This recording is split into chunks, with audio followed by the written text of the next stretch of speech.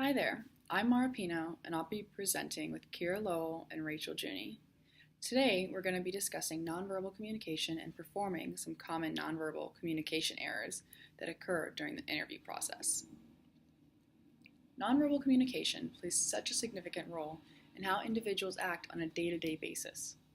Throughout the day, your body language and the manner in which you carry yourself majorly contributes to your biological activity, altering how you feel. This in itself can affect how much eye contact you make and how much you smile, among other things. Your biological activity has a lot to do with how you carry yourself and how others interpret your actions. Nonverbal communication is so significant because a lot of the time we're not even able to control it. Our actions are totally natural. Because of this, it's important to actively work and take preparative measures that will ensure that you carry yourself in a positive manner. Doing things like meditation and consciously practicing posture, eye contact, and other nonverbal communication tactics is important. These things will help at times when you may be judged or criticized, like during interviews. Let's examine some nonverbal communication between Rachel and Kira. Here we have Rachel waiting, as most applicants do, before an interview. She's on her phone, shoulders slumped over. Communicationally, we know this as a low power pose.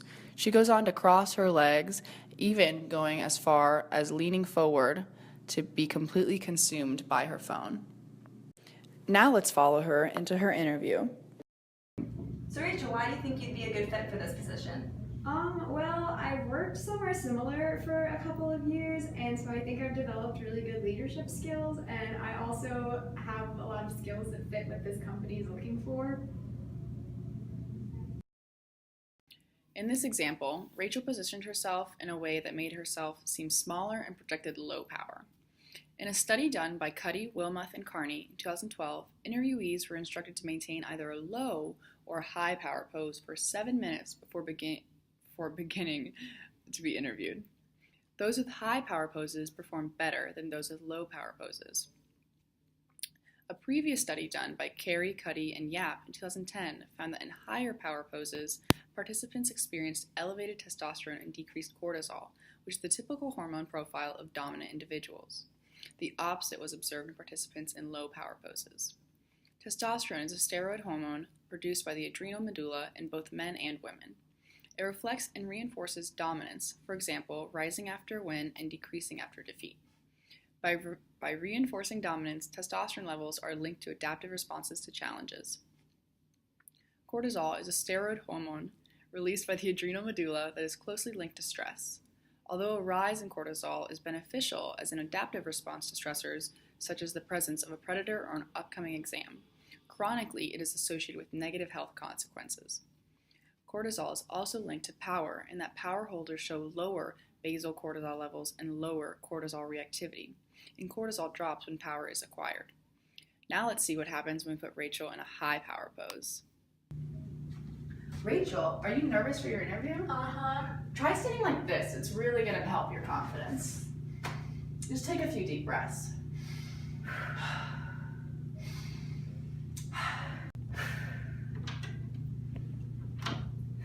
Okay, Rachel, time for your interview. Okay.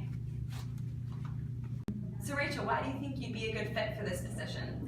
Well, I used to work at a company like this for a couple of years in a job that fits a similar description, so I've accumulated a lot of leadership skills. Also, I think I have a lot of the characteristics that this company is looking for. Do you see how much better that was? Power posing for a few minutes before the interview and maintaining an open, confident posture during the interview not only changed Rachel's hormone levels, but also had an effect on her interview performance. Now let's take a look at eye contact. So tell me about your strengths. Well, I'm really good at communication. I have a minor, especially at nonverbal communication. I'm a team player, and I'm very good at working with others. And I also have a lot of experience in this field. Did you notice anything about Rachel's interview? Where were her eyes? As stated in Gastella, Mitchell, and Dadds, in humans, oxytocin has been found to enhance trust and the ability to interpret the emotions of others. It has been suggested that oxytocin may enhance facial processing by increasing focus on the eye region of human faces. Critical information is taken from the eyes and, to a lesser extent, the mouth, where individuals assess the degree of interest, threat, and emotion of another. Eye gaze has been found to be predictive of one's abilities to interpret the intentions of others and the meaning of social situations. In a double-blind, randomized, placebo-controlled between-subject design, the eye movement was tracked of 52 healthy male volunteers who were presented with 24 neutral human faces after intranasal administration of 24 IU oxytocin or placebo. Participants given oxytocin showed an increased number of fixations and total gaze time toward the eye region compared with placebo participants. Oxytocin increases gaze specifically toward the eye region of human faces. This may be one mechanism by which oxytocin enhances emotion recognition, interpersonal communication, and social approach behavior in humans. Findings suggest a possible role for oxytocin in the treatment of disorders characterized by eye gaze avoidance and facial processing deficits.